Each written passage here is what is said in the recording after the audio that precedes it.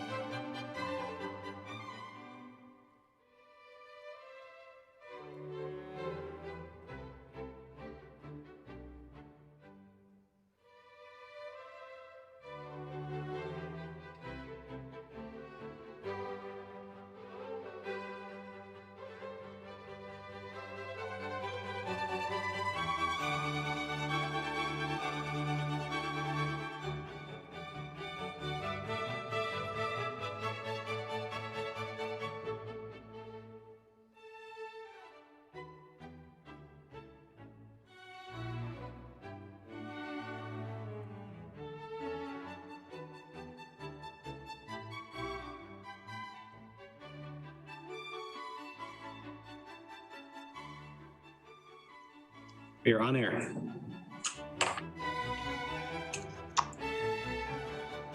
All righty, hang on a second.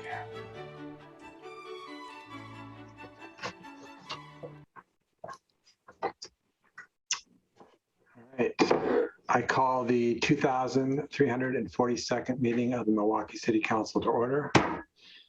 This meeting is being conducted by a video conference. The public has been invited to participate in this meeting by joining the Zoom webinar or watching on the city's YouTube channel or Comcast cable channel 30 in city limits. There will be opportunities for the public to give oral testimony during today's meeting. If you are interested in speaking, please let staff know by emailing ocr@milwaukeeoregon.gov.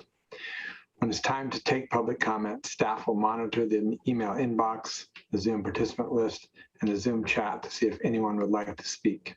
We will take comments in the order that they received and seen. The public may submit written comments by email to ocr@milwaukeeoregon.gov.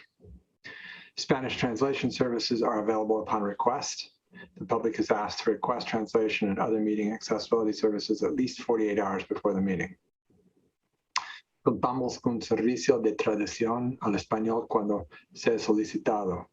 Se pide al público que solicite servicios de traducción y otros servicios de accesibilidad para reuniones por lo menos 48 horas antes de la reunión. Translation services are also available in other languages. The public is asked to request translation and other meeting accessibility services at least 48 hours before the meeting. Will you all please join me in the Pledge of Allegiance? I pledge allegiance to the flag of the United States of America and to the republic for which it stands, one nation, under God, indivisible, with liberty and justice for all.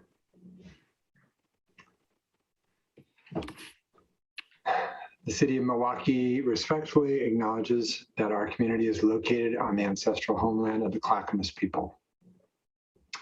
In 1855, the surviving members of the Clackamas signed the Willamette Valley Treaty, also known as the Kalapuya, etc. Treaty, with the federal government in good faith. We offer our respect and gratitude to the indigenous people of this land.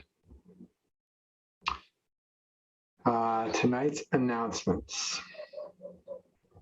The Ludding Library will kick off their fall scavenger hunt on Saturday, September 25th.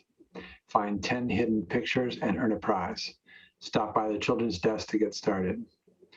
The next open mic and poetry reading takes place on Friday, October 1st from 6:30 to 8 p.m. on Zoom. Featured readers will be announced. To register, contact Tom Hogan by email.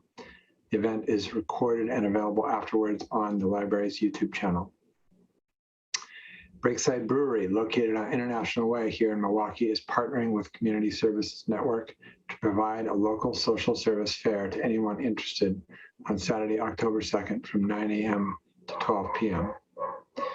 Resources at the fair will include information and services about jobs readiness, food boxes, winter coats for ages 0 to 12 while supplies last, library resource bags, personal protective equipment, healthcare, enrollment, and education, and more.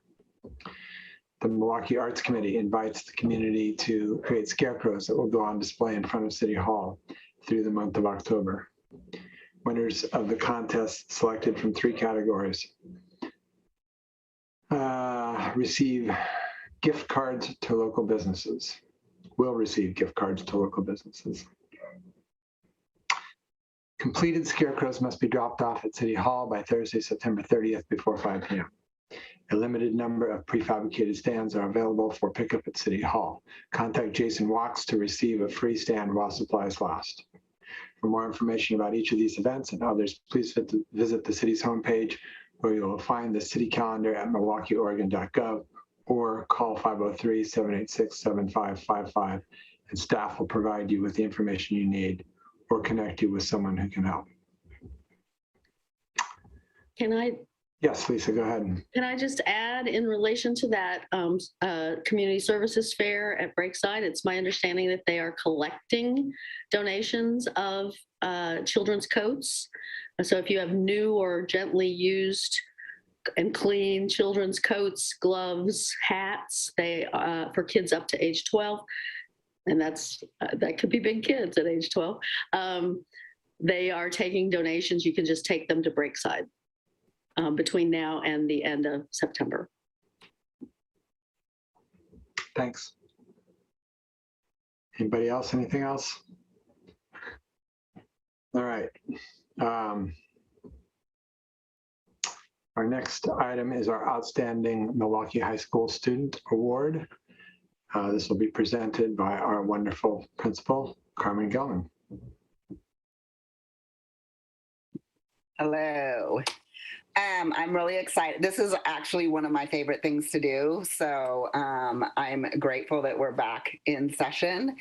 And the student I'm about to talk about, I actually thought about JoJo last year because I was thinking about this year and thinking about kids that I'm going to nominate. And she was the first student that came to my mind. So she's our first student of the month for this year. So I want to introduce JoJo Albright.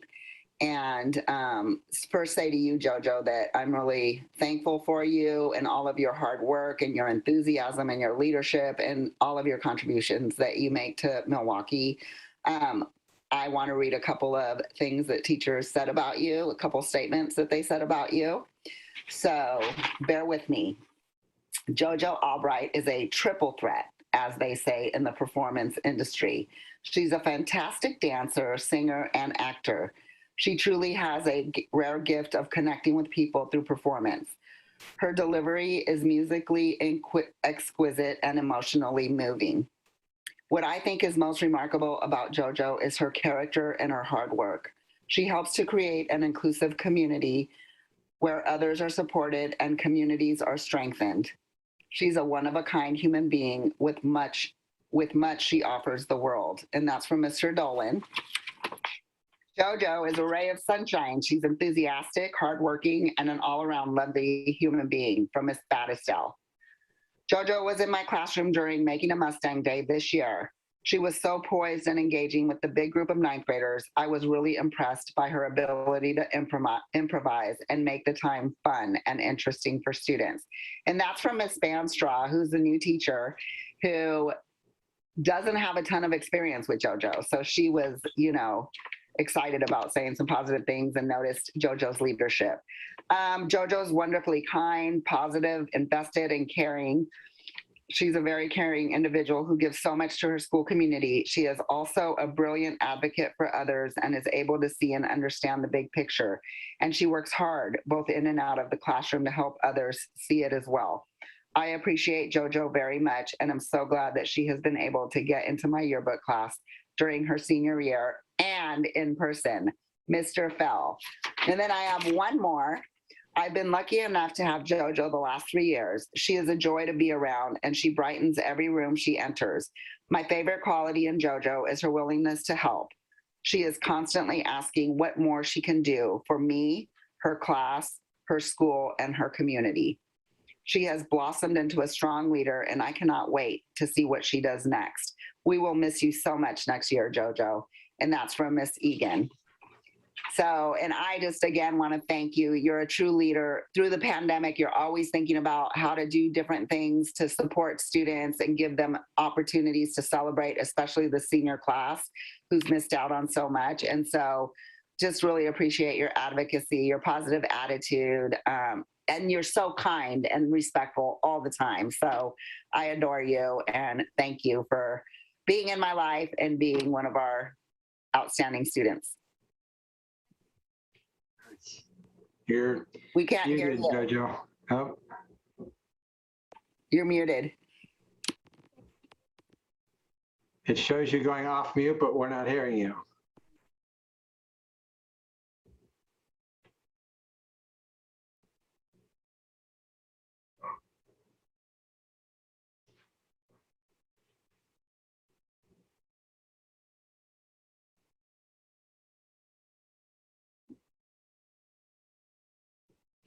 I'm glad it's just not old people like us that struggle with this technology. Can Scott unmute her?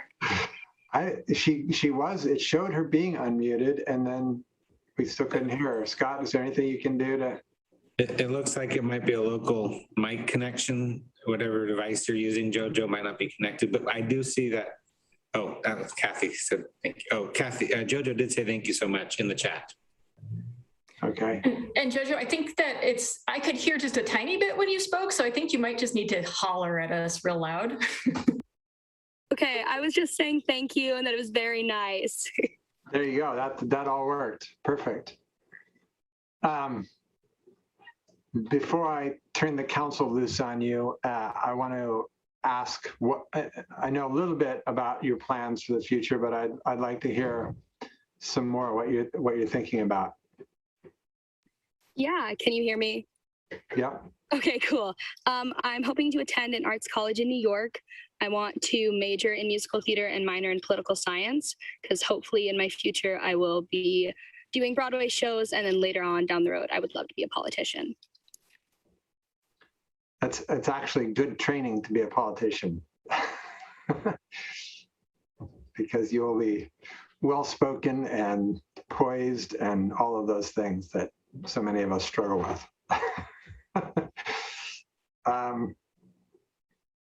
Cool. Do you know which school? Oh, we lost you again. What is going on?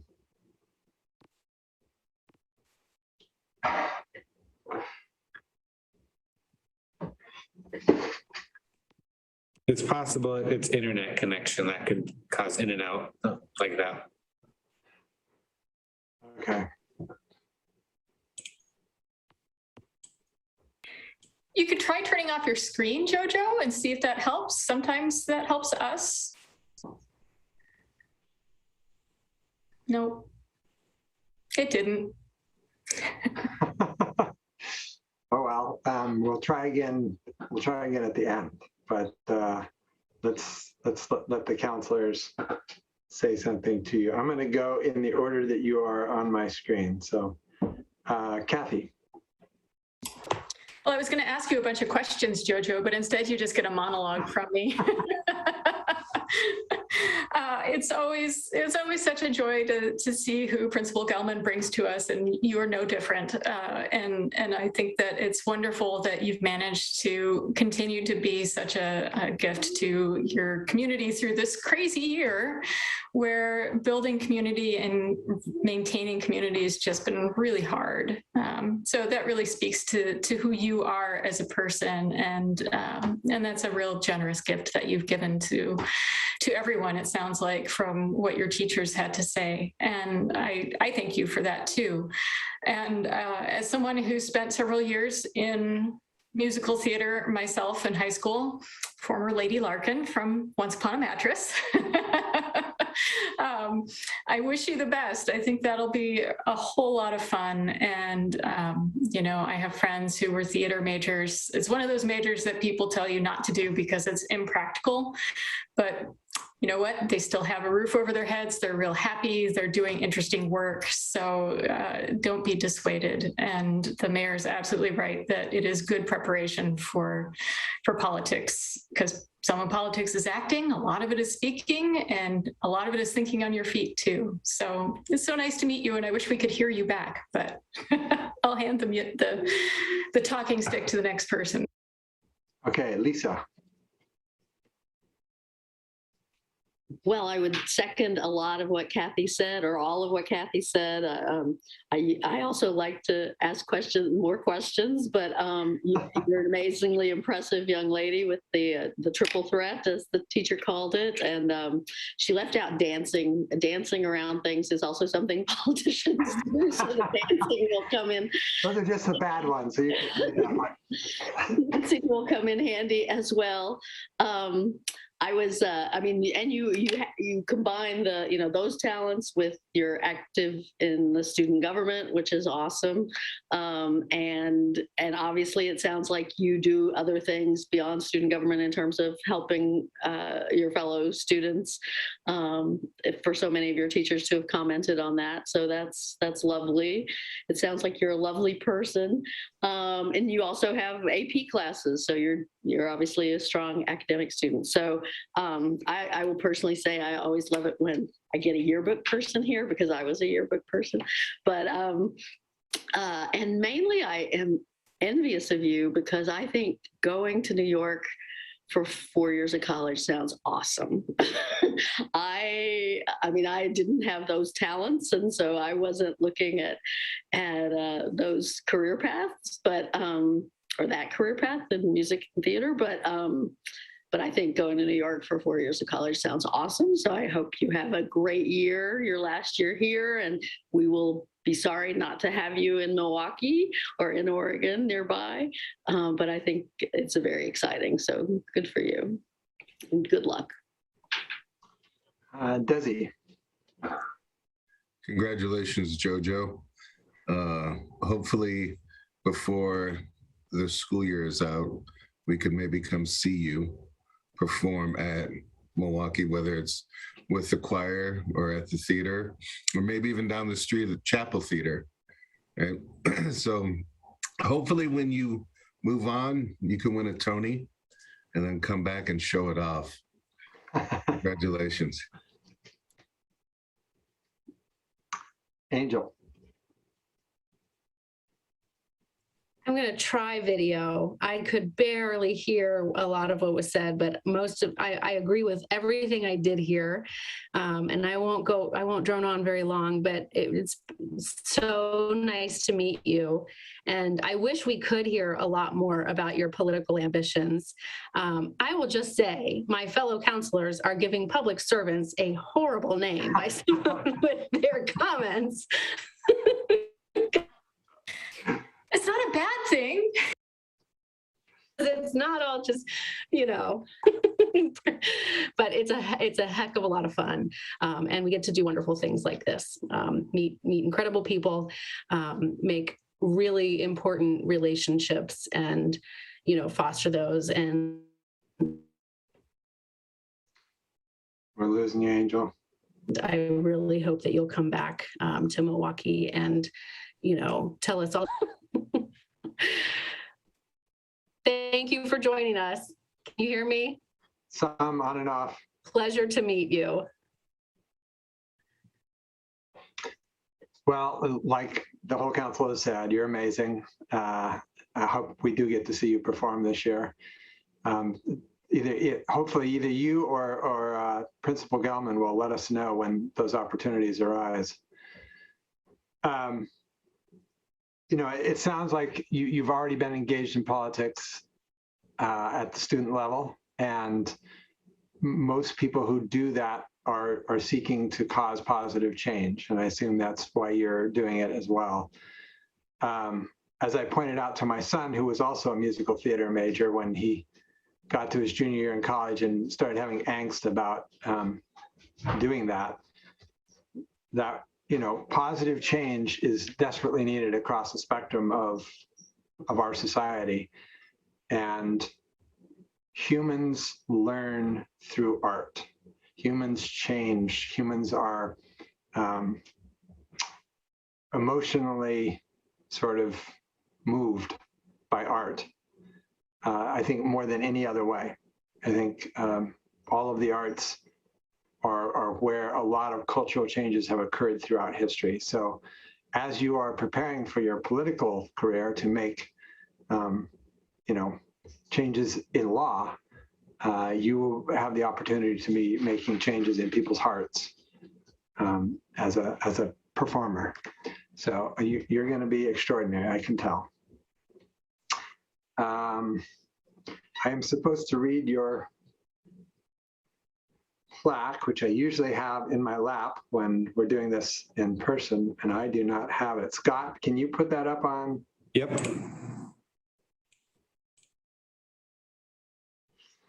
All right.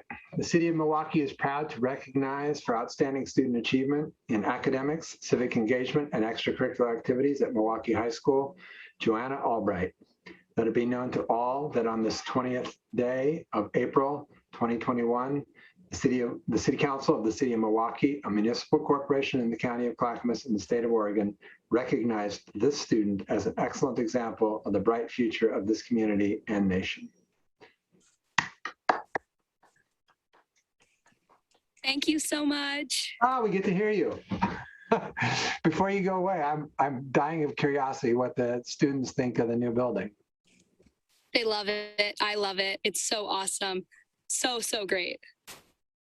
Yeah, that's so cool. I'm glad you got some time in it before your school career ended. Me too. Your class has had a rough ride.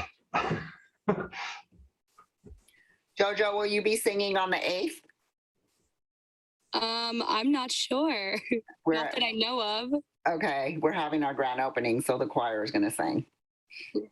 Then maybe I will be. Oh, cool.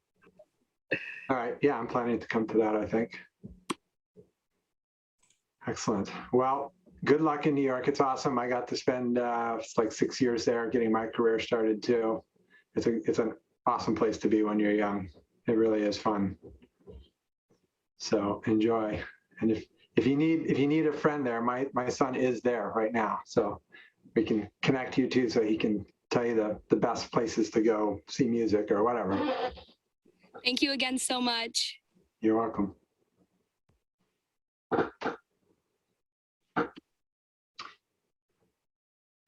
All right, Principal Gelman. Thank you, JoJo. I just want her to know that she can go now if she would like. So just a real quick update. School started just like we were talking about before. Obviously, there's a lot going on, and taking into account also parent concerns on both sides with masks and not masks. And, parents are concerned about their students. And so balancing all that out, we have about 180 more students than anticipated. So we're full.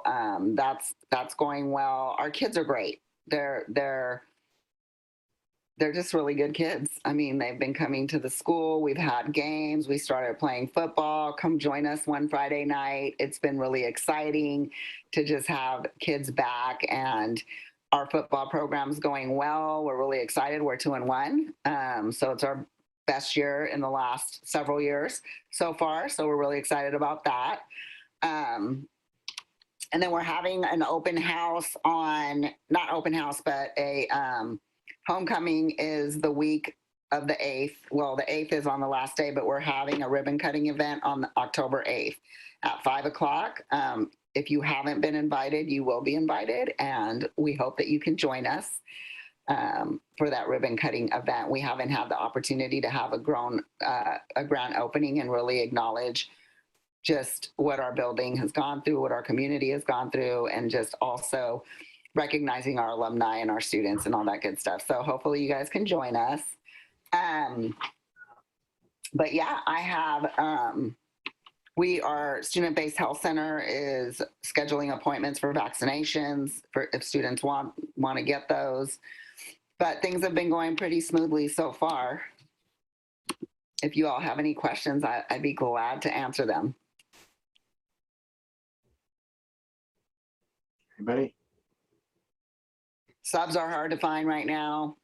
Yes, Counselor Lisa.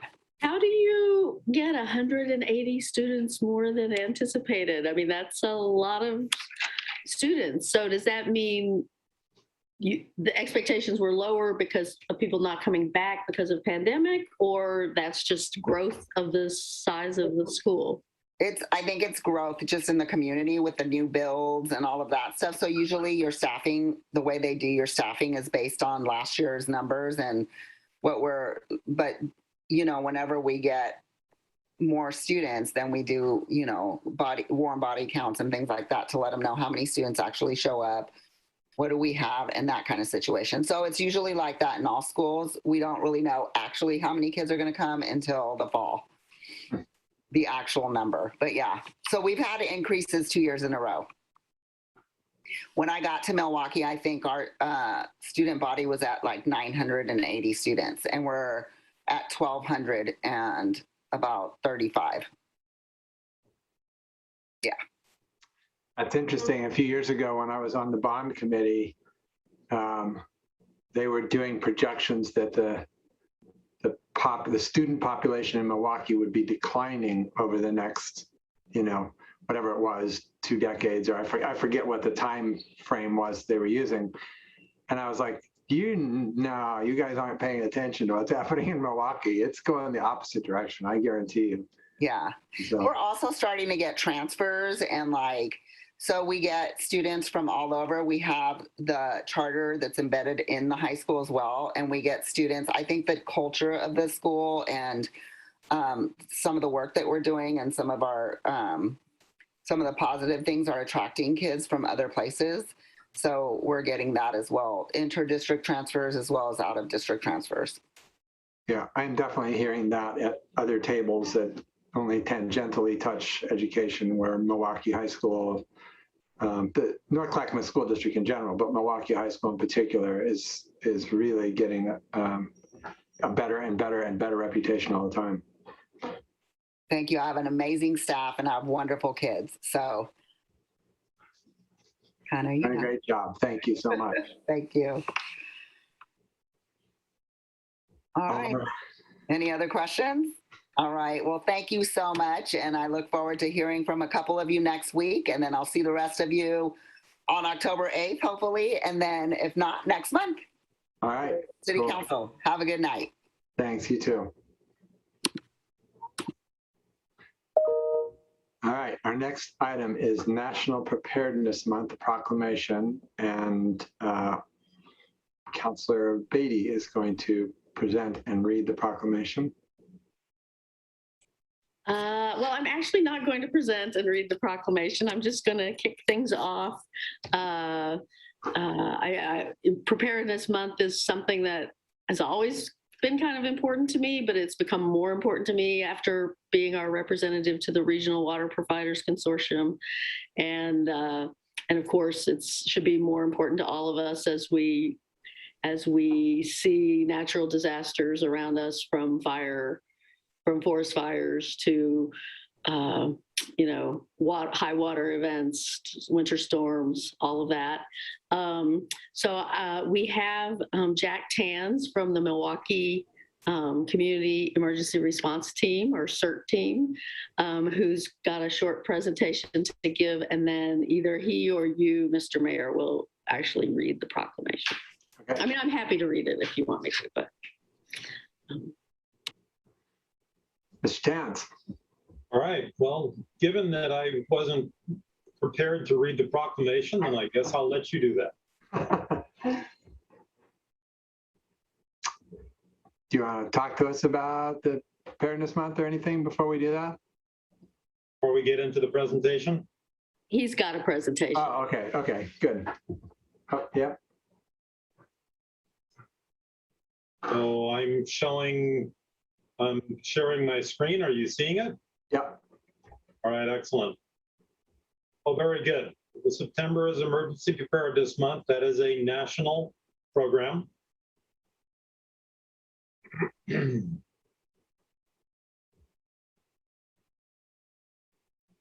So very quickly, we're going to talk about some key elements: emergency services and disaster, importance of preparedness, making a plan, building a kit, low and no cost preparedness, teaching youth, ready, set, go, and then a couple of links that you can learn more if you wish. My audio coming across okay? Yeah, it's good. Great. Excellent. So key elements is that they're relatively unexpected. You can be assured that emergency personnel will be overwhelmed. And the key difference between an emergency and a disaster is that in a disaster, there will not be 911. Damage can be extensive. Infrastructure will be down for extended periods, as we've seen most recently in and around southern Louisiana. Large swaths of it are still without power. Structures can be unoccupiable, and you will be on your own for long periods of time. So you really are going to have to rely on yourself.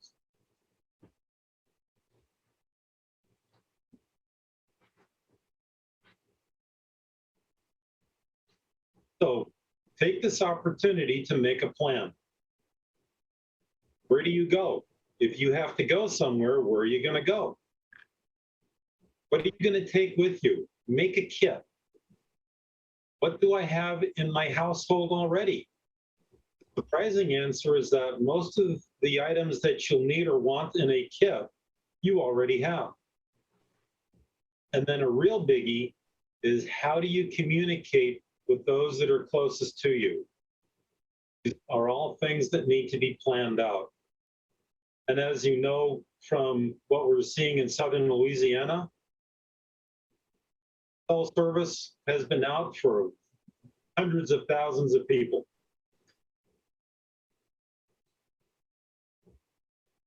Oh, a go bag. You've probably heard about a go bag. The go bag, basically the purpose of it is to get you from wherever you are to where it is that you want to be. Whether that's you're at work and you're trying to get home, or you're at home and you have to evacuate to a shelter. If those things that you need to support your travel from where you are to where you want to be. So these are just some recommendations. Keep in mind that every kit is going to be something that you will need to customize for yourself. Some people may have medications that they need. You may be by yourself, or you need to have something to entertain small children. Whatever that is, think about those things that you need to have with you for a couple of days. And then at home, think about having a 2 weeks ready kit. This is the stuff, the items that you will need for you to live on for a couple of weeks. Notice a lot of it looks very similar to the go bag, but different is the quantities. So when you get thinking about 1 gallon of water per person per day, a whole lot of difference between 3 days worth and 14 days worth. Consider perhaps, instead of physical water, perhaps some sort of a water purification system. Those of us here in Milwaukie, we're blessed with having a very large body of water very close to us. And with these purification systems, you can get an awful lot of water out of the Willamette River.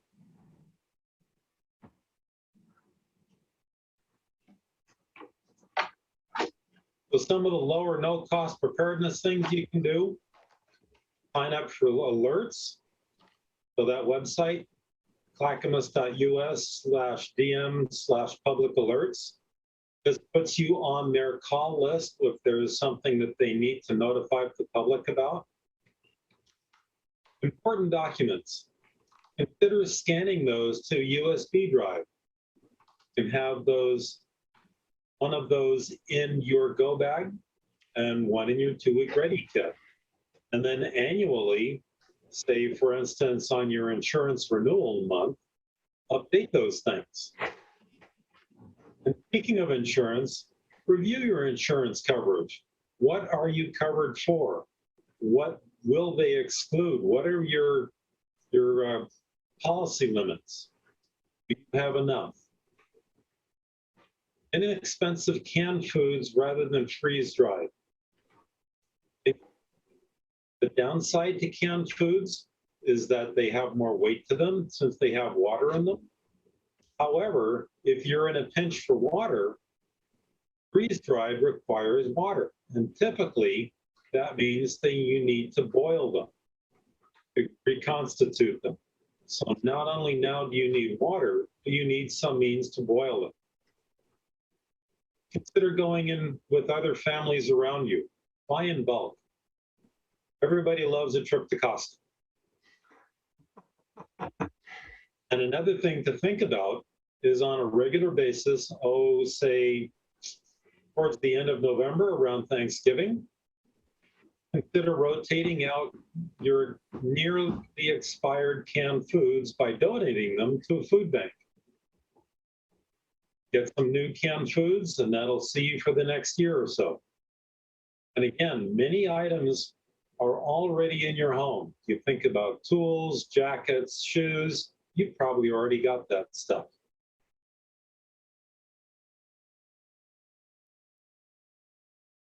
Teach youth. So if you've got kids at home, review your family plan with them and practice those plans. It's great to have a plan, but if you don't practice it, then when it comes time you need it, you're going to have a hard time remembering what to do. Talk to your kids about those disasters that are common in our area. Familiarize yourself with your school, with your child's school plans. What are their plans?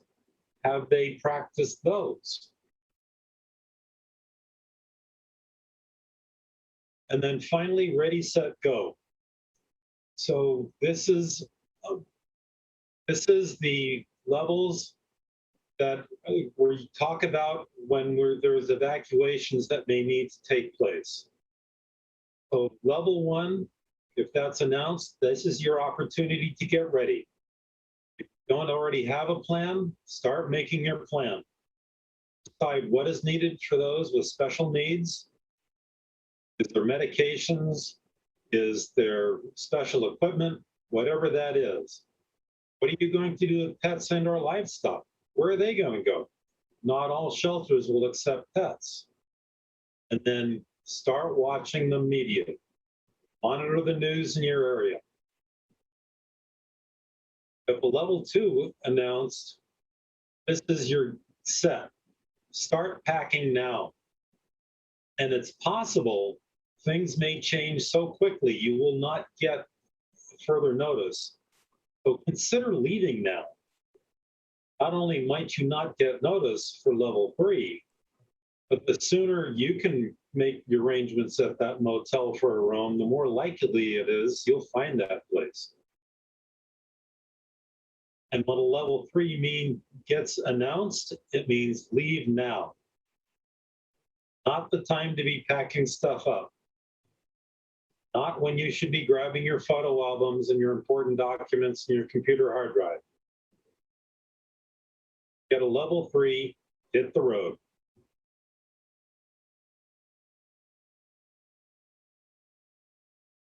So just a word about CERT. CERT aids in community preparedness. It's a 24-hour class. It's sponsored by Clackamas Fire. It includes all of the items that you see listed there. Disaster preparation, psychology, fighting fires, what we do when we're faced with chemicals or hazardous materials, medical operations, extrication, search and rescue, ICS, which is the Incident Command System, and the Unit on Terrorism. Additionally, we also touch on radio communications. As seen in southern Louisiana, cell phone service is out. The only way you've got to communicate is either on foot or by radio. So we've covered all of these points. Does anybody have any questions that I can help with?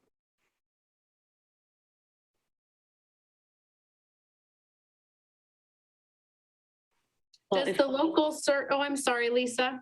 No, go ahead. Does the local CERT team meet regularly in the area? Yes. So currently, given the COVID surge, we are meeting Zoom, and it is monthly. We have a standard all CERT team meeting, and it's typically the second Saturday of the month. And then additionally, on a irregular basis, we will also hold a weekday evening session, through Zoom or otherwise. And if people are interested in becoming part of the CERT team, how do they go about that? So since we are sponsored by Clackamas Fire, Clackamas Fire's website has got a link to more information for joining CERT. So that would be off the Clackamas Fire website that you would enter your information. And currently the training classes in person are on hold, but there are online trainings. that you can go through at your own pace. And then when we can get back together again, we will be performing the hands-on portion, the practicals. Great. And for people who, I mean, we don't have it on a slide, but Clackamas Fire is easy because their website is clackamasfire.com. Correct. And then you'll go to the community tab. Yeah, you'll have to pick the tab to get to more detail. Right. Well, if no more questions for Jack, I guess I'll read the proclamation, or would you like to read it, Mr. Mayor?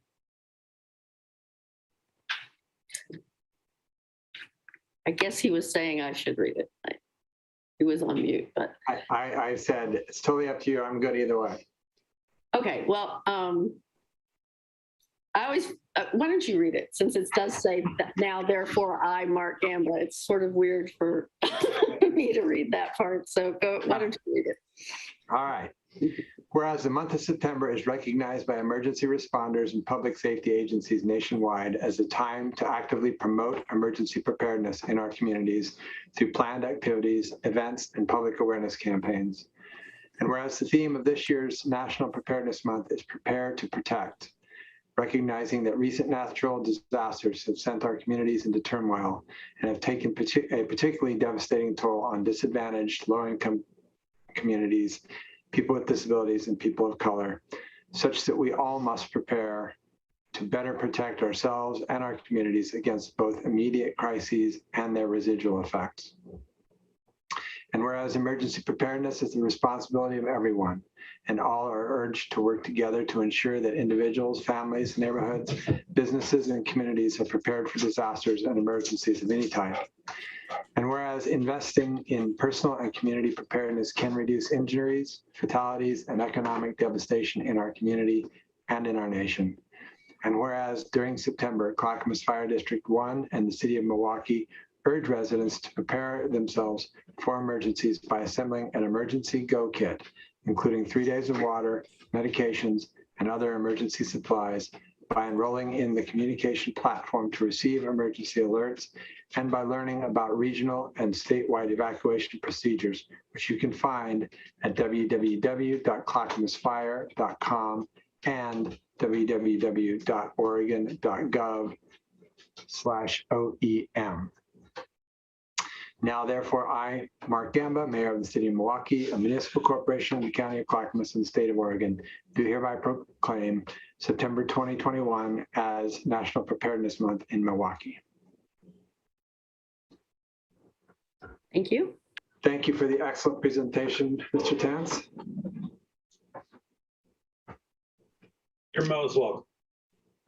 Do we have his lists, which were, I thought, very good lists, anywhere up on our website that people can access? We'll make sure that they're in the packet, and Scott and I will talk to the team about other locations to put them. Cool. Thank you.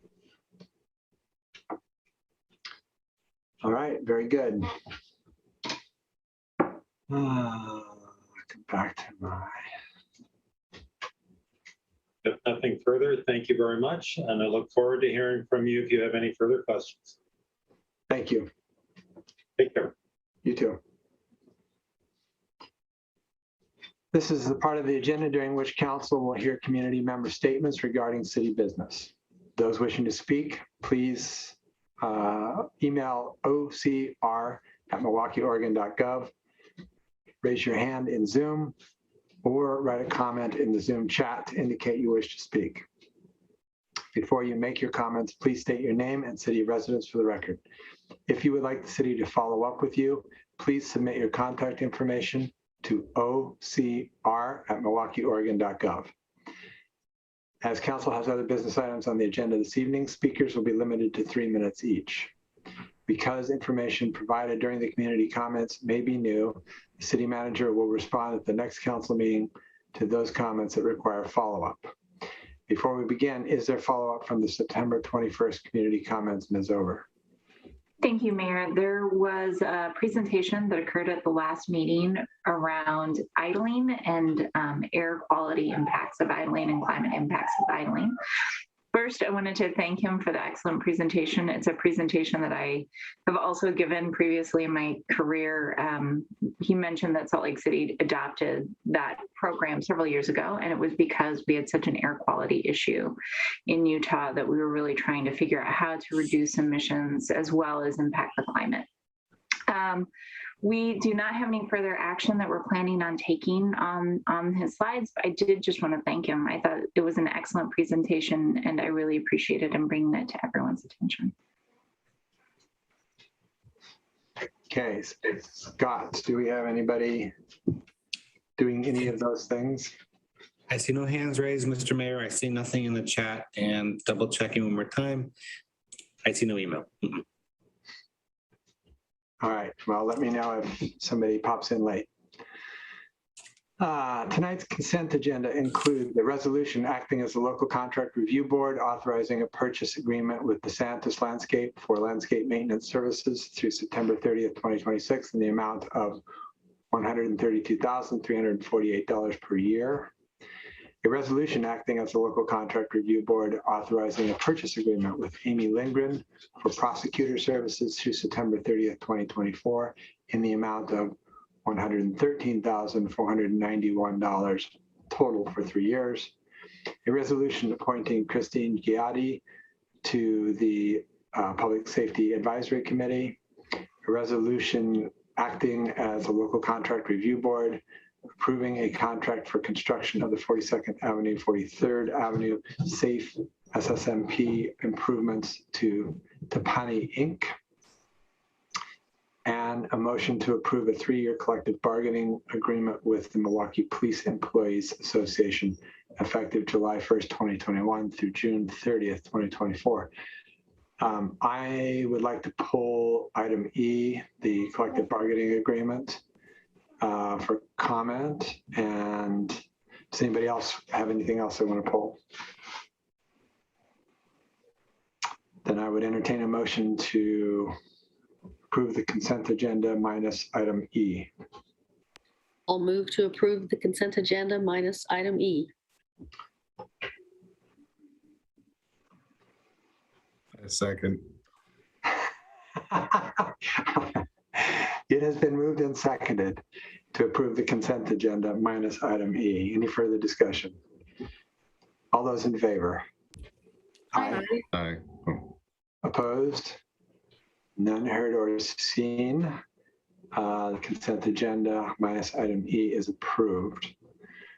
I think given the last 2 years and all the things that have happened,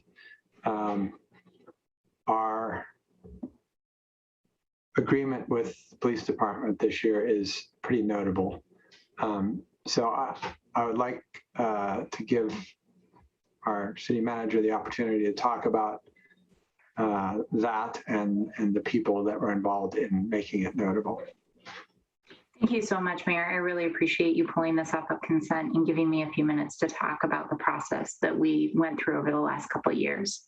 You may remember that the last time we were approving a police contract, there was actually a conversation with a community member who was concerned about making sure that we had a community involvement in the police contract and review of the contract.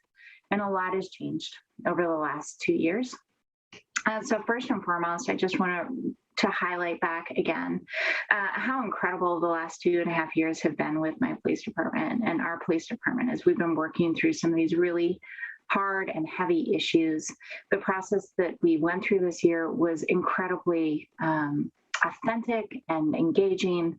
And I can't say how much I appreciate how both the MPEA team showed up to the table as well as our leader, the management team on our side of the table. It was a really robust and thoughtful discussion that occurred over the course of that full time.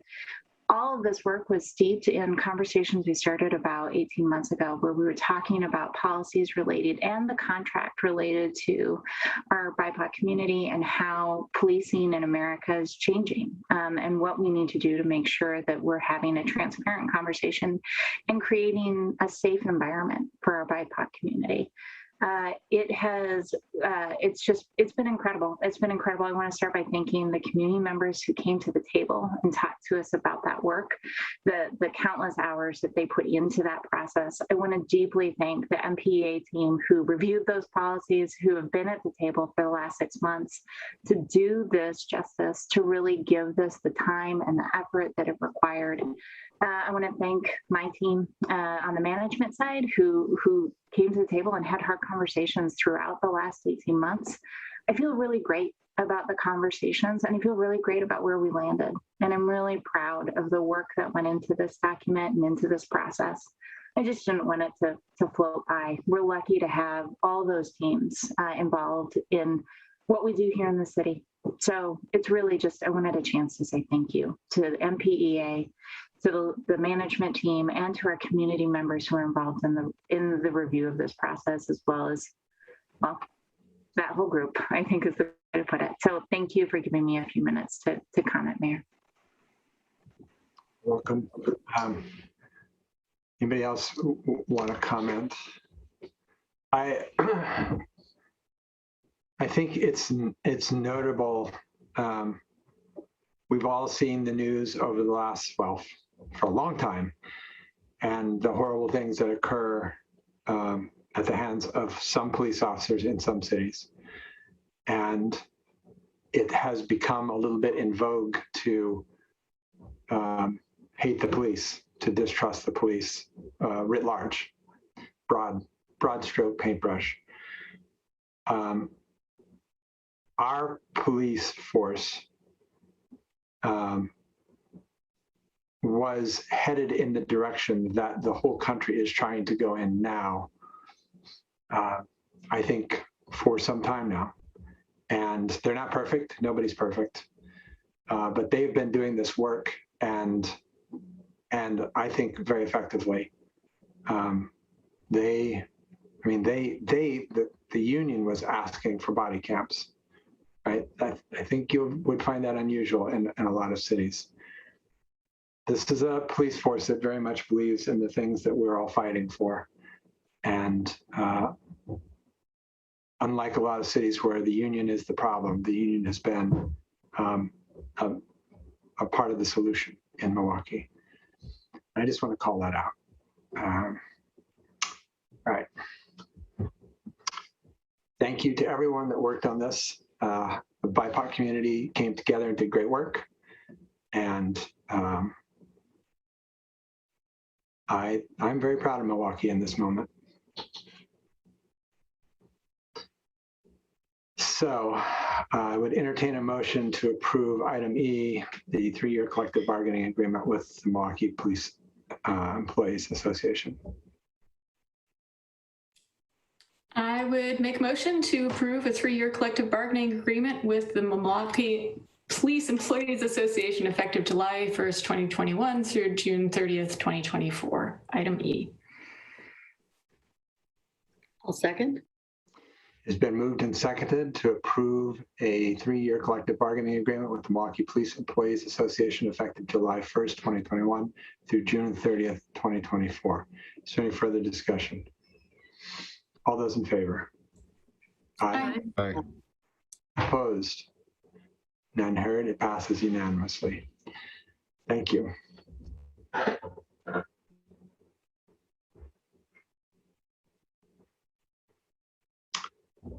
All right, our next item is the City Hall project and update with the interim Community Development Director, Kelly Brooks, and City Recorder, Scott Stoffer. Hey, Kelly there.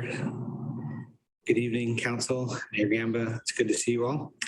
We have just a quick update for you on where we are with the City Hall project, and I'm gonna lead a presentation, a real quick PowerPoint presentation, and then Mr. Mayor and Kelly, please jump in if I go off the rails or not mentioning something.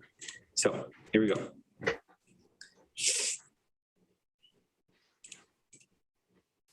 Everyone see my screen and hear me still? Yes, thank you. All right, so again, to introduce it, we're talking about the project to determine the next phase of life for our Milwaukee City Hall site. And it's a project we've been talking about and working on for a couple of years now. And we'll touch on some of the updates, what's going on there. First of all, a timeline of the 2 concurrent projects that are happening related to buildings that have been called or will be called Milwaukie City Hall. We have the project to define the future use of the current City Hall, which is the top line there. And then the bottom line is when the city will be moving into our new City Hall at 10501 Southeast Main Street. And we've been through this before, but to point out, we are at the point where it says we are here. We're probably a little bit beyond defining community goals, because at this point, our City Hall Blue Ribbon Committee, which the council appointed earlier in 2020, has finished its work, presented the goals to the community, and the community has weighed in, and they've been presented to the city council as well earlier this year. So we're really more in that space between defining community goals and public hearing and holding a public hearing and declaring the property to be surplus. Kelly, anything else we want to throw in here? We have another slide with more detail about the fall. Anything I'm missing here, Kelly? Don't think so? Okay. Okay, the next part. So to narrow in a little bit more on what our plan is for this fall, on October 19th, council, and we're going to review the goals here in a moment, but council is going to be asked to adopt the goals presented by the City Hall Blue Ribbon Committee. That's an important process to have nailed down as we initiate the property surplus public hearing that we're going to schedule to have in November. And then presuming that moves forward accordingly, in December, we hope to release the request for proposals, which will be the exciting point where we'll start to potentially hear community members and developer ideas about what could be done here. So to review the goals as presented by the City Hall Blue Ribbon Committee to the City Council earlier this year, there are 5 goals. The committee and the community, we can report now, feels that the site should be a destination. Whatever future use is, a destination should be created, both for residents of our city and for regional visitors. There was a strong concern about maintaining and preserving the historic character of the City Hall building. There was strong interest in making sure that future partners and contractors and people involved in the project were minority or women business enterprise contracting. Those policies were in place, as well as sustainable practices, which both would be in keeping with adopted city council goals going back for a few years. And then there was also, as has been a part of this conversation with this project since the beginning, there is a park around the building, and there is interest in maintaining the open space, the sculpture garden kind of feel of it, no matter what the next phase is. So those are the goals. So we have two hopes in this quick update to City Council. One is to refresh council and the public's memory about where we are on this project. So when we come back in October, perhaps it's a little more recent. And so we've just reviewed the goals. And the other thing is to inform the council that Mayor Gamba, Kelly, our interim community development director, and myself and other staff members and members of council have been reaching out to the North Clackamas School District to see what can be done about having the school district remove the deed restriction that the predecessor school body placed on this property when that school body sold the property to the city back in 1937. So there is a deed restriction on the property placed by the predecessor body.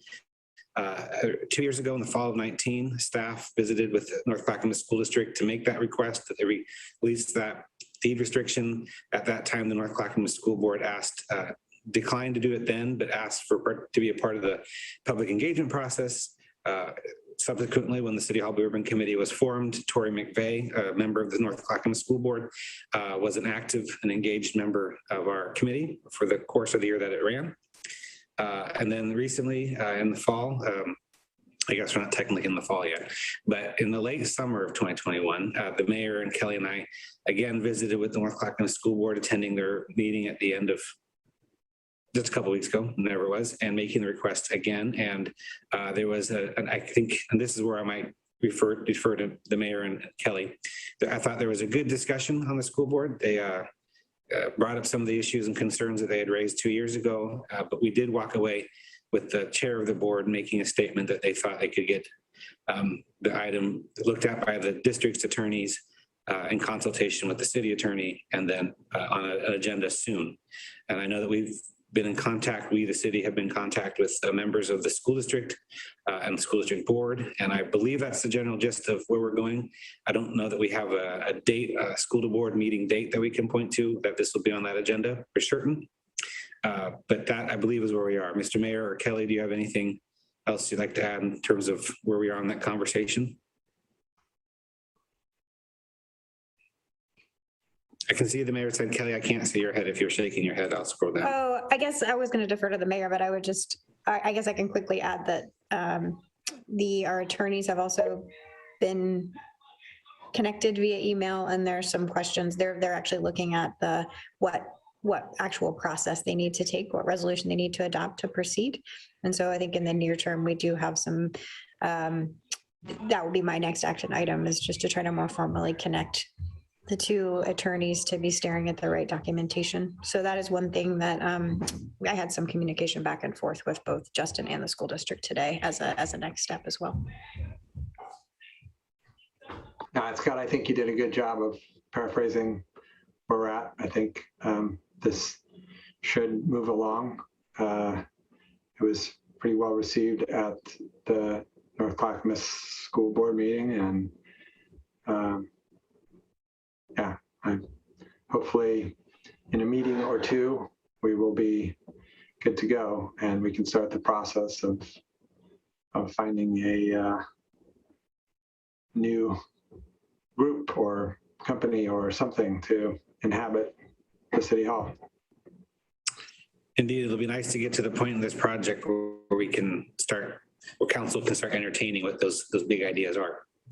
I know that council later this evening has on the agenda a discussion about the council's liaisons to the North Clackamas School District, which is in part tied to this project conversation. So I know that that'll be a step in the process in this larger conversation. But to finish this quick report, I already kind of said it, so I won't belabor it, but the next steps is our partners at the school district will consider and hopefully release the park restriction on the deed. And then by the second meeting in October, council will be asked to consider adopting the goals for the project. And then in November, the RFP process will begin. So I think that is everything I have. So I'm gonna stop sharing. I think that's everything we wanted to cover. Right, Kelly? Anything else? Yeah, I would just ask if there is anything, any concerns or issues or questions that you know that you all still have for us that you would like to have addressed in the materials that we bring back for goals adoption. Lisa. I guess, I think the goals, look good. We discussed them before. I guess the one thing that sticks in my mind is, what can we or should we be doing ahead of getting to the actual RFP to put those goals out there and put out the word that an RFP is coming? Because I feel like, there are commercial developers who, know how RFPs work, and they look for them and they're prepared to turn things around. But we also may have interested arts groups or other kinds of groups that are not as savvy about those processes, and for whom the turnaround time of the RFP may be, too short, or who maybe just need more lead time to try and get their financing or their partners together or whatever. I worry that the traditional kind of RFP process works for, professional developers and doesn't necessarily work for some other users that might be cool users. So I just want to put that question out there. Mayor, do you mind if I respond to that? No, go ahead. I think I'm glad you said that. So that's really helpful.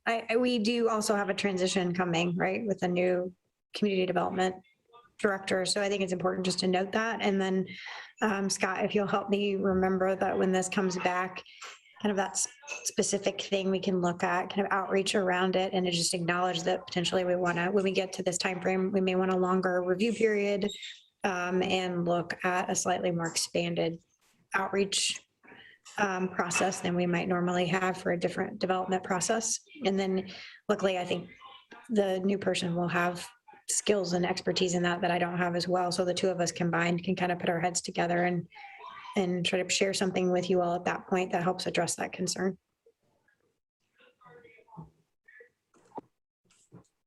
Great. Anybody else? Any other questions, comments?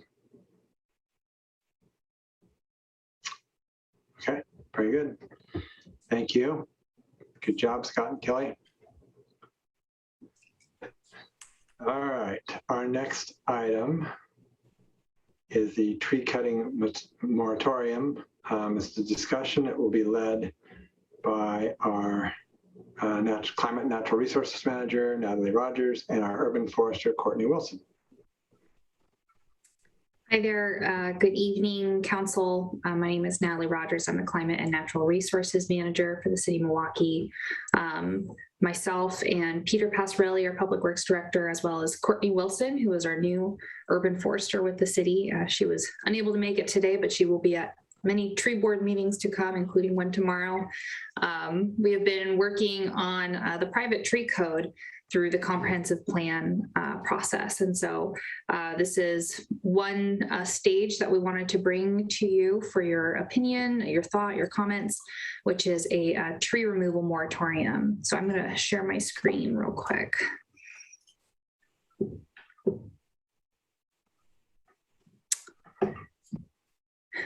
And I am going to, okay, yes. Ask the dreaded question of does everyone see my screen? Okay, awesome. So this is kind of the private tree code has been a process that's we've been working on essentially since we really started formalizing our canopy goals. So in 2017 in the Milwaukee Community Vision and Action Plan, trees were emphasized, supporting our naturing a verdant canopy of trees in the city, as well as trees associated with our waterways and natural resources. And so trees were really called out by the community as something that's important for Milwaukee now, but then also in the future. And as we all know, trees are a slow growing asset. So it's important to start thinking about that now. In 2018, the Milwaukee Climate Action Plan was adopted, which included a 40% canopy goal by 2040. And this is the formalization of our canopy goal, which is kind of an aspirational target, but it was based off of the American Forests Institute or Society. And it was essentially a recommendation for all cities. They've since adjusted that recommendation and are saying that cities essentially historic climate or ecosystems should be taken into account with aspirational tree canopy targets, and traditionally forested communities, which Milwaukee would be a part of.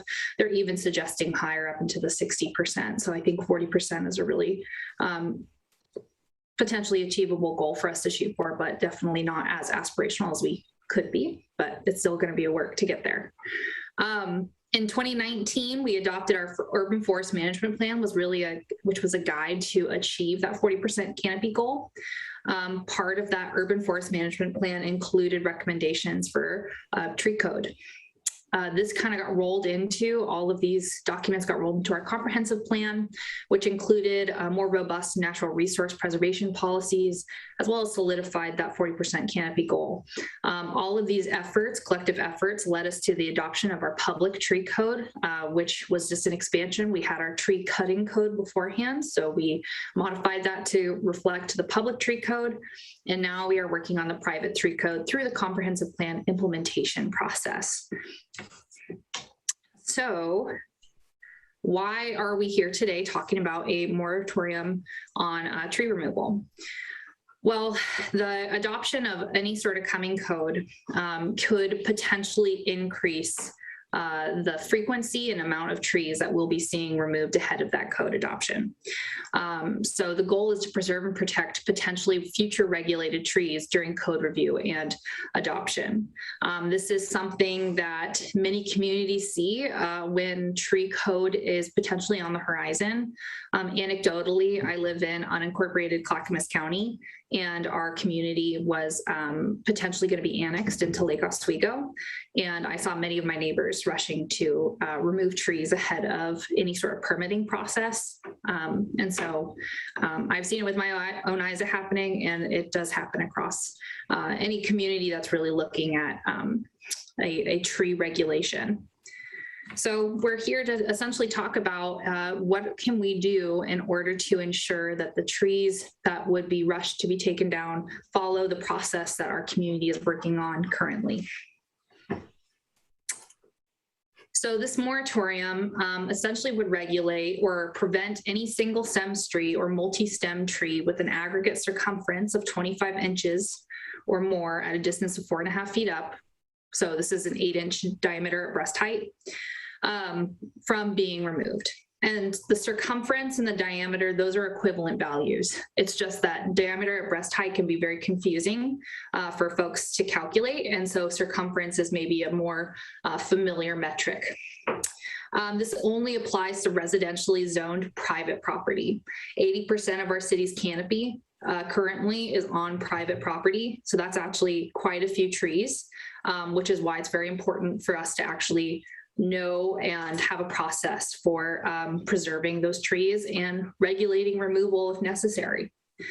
There are exceptions to this moratorium as it's drafted. Hazardous trees, so trees that are posing public health threats, trees that are leaning over streets that are likely to fall, invasive trees, including tree of heaven and hawthorn, those are on an Oregon noxious weed list, and then trees that are already permitted, both through development review processes, as well as our public trees, which currently have process to be permitted for removal. And so the moratorium as written would last 6 months. It could be extended with council's decision, but the 6 months would essentially give us time to complete that comprehensive plan implementation process, which is going to be hopefully coming this winter. So we know that this is a big piece of news for the community, and so we need to have appropriate outreach. So one thing that we're working on is a postcard that would be sent to all Milwaukie postal patrons, as well as the arborist industry, the arboricultural industry. So businesses that currently have licenses to operate in Milwaukie, as well as businesses that are arborist, urban forester, Courtney Wilson is familiar with or can find information for online. Those postcards would be sent immediately after adoption of the moratorium. There's also online outreach that we'd be performing, including social media posts, website pages. We can leverage things like Engage Milwaukie if we decide that'd be a good platform. There's also additional informational campaigns that we're working on right now with Enviro Issues, who is a consultant to help us develop those materials. So that's urban forest program branding, informational materials for distribution, including things on how to care for your trees, where are some tree resources located, who are, why contact an arborist, as well as a website refresh. And we're hoping to have this completed hopefully by the end of fall. And we know that outreach is the key to continued program success. We know that outreach can reduce enforcement impact. So the more folks who are aware of the code, hopefully means that we'll have less violations of the code, as well as there's prevention, that what we can do essentially in preventing trees from getting to the point where folks are having to consider whether or not they need to remove them. We're hoping to see a reduction in these permits, but then also that stewardship of trees in the community and just, overall awareness and appreciation.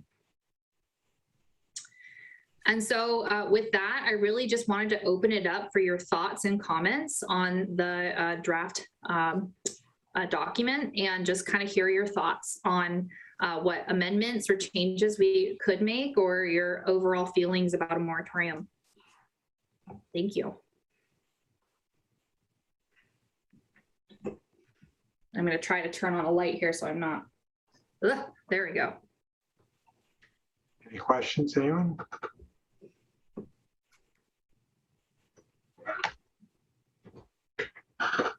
Well done, Natalie. You answered all the questions. Perfect. I've gotten it down to science now.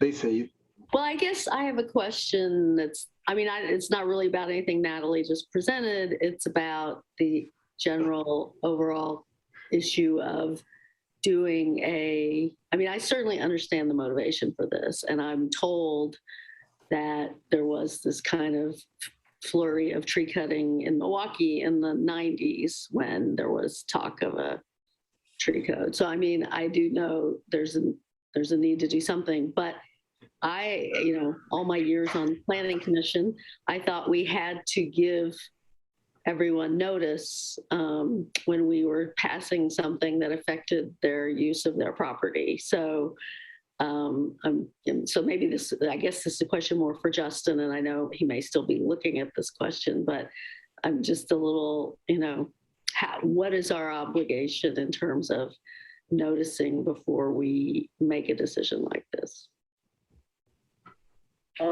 I would just say, I don't know whether this actually answers your question, but I would just say that anything that we do pass, we'll make sure that we cross all our T's and dot all our I's and make sure it adheres to whatever process we determine it needs to go through.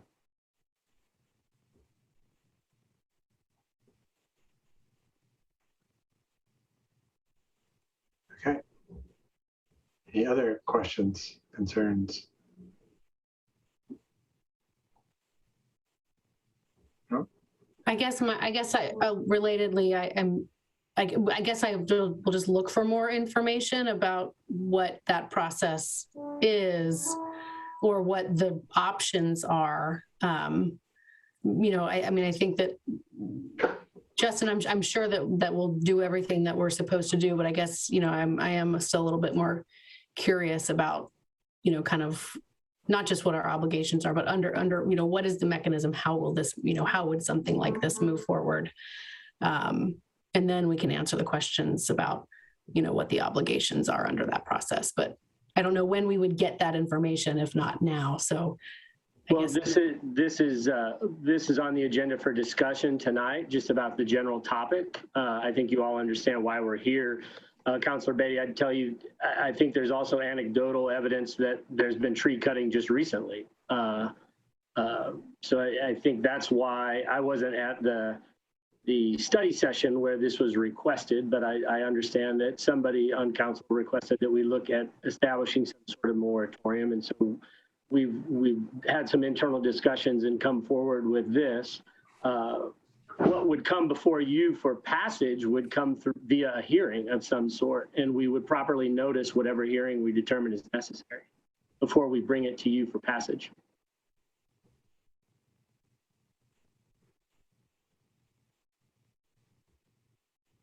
I see that our code enforcement officer is here on the screen. So I guess I do have a question about just workload and how this would go in terms of making it meaningful in the community if something like this does get adopted.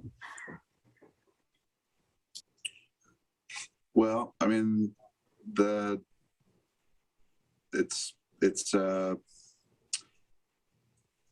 it's an enforcement deal.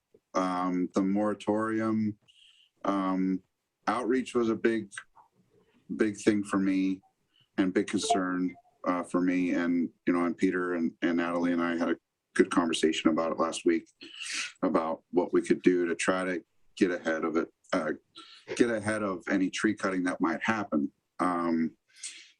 The moratorium it's temporary in design because it's just like hold on to the trees until you figure out your tree code that you guys are going to be working through.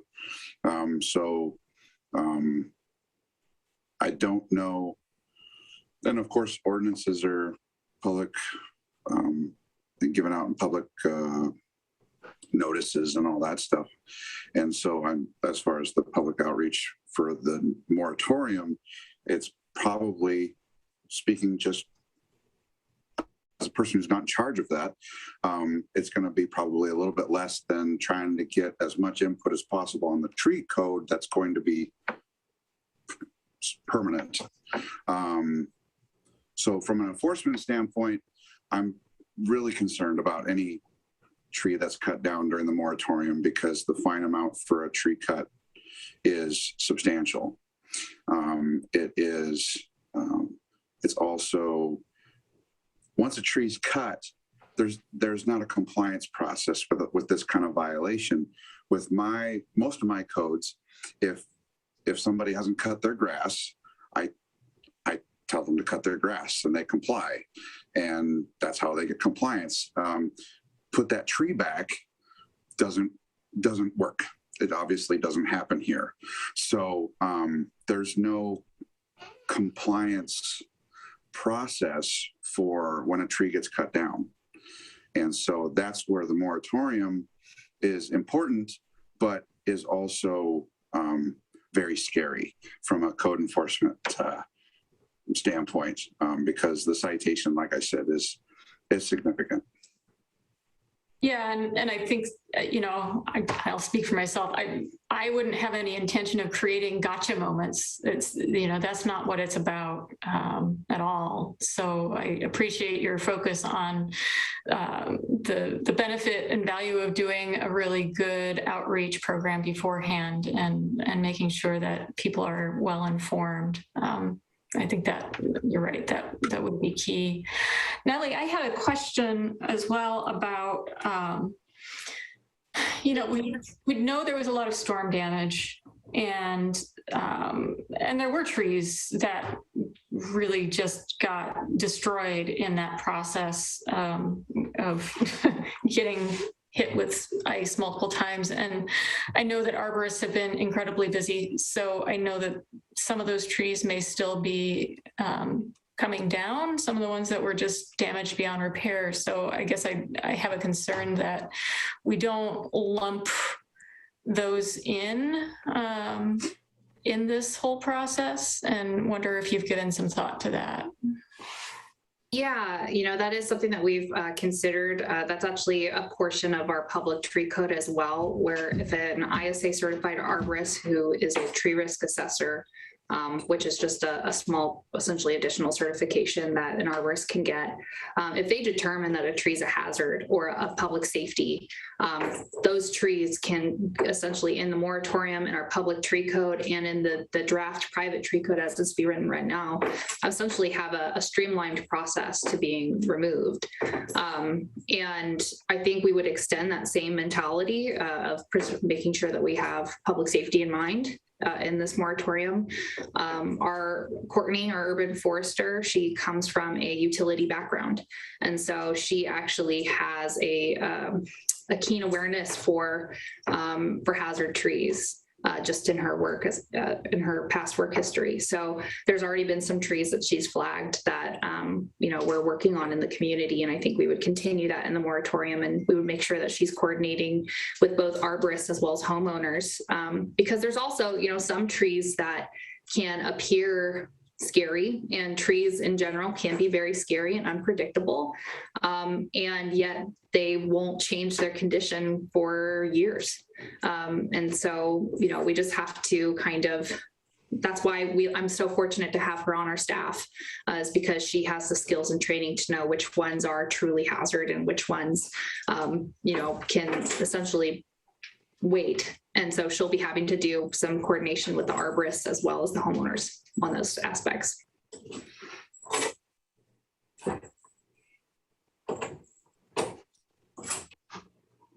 Okay. Any other questions or comments?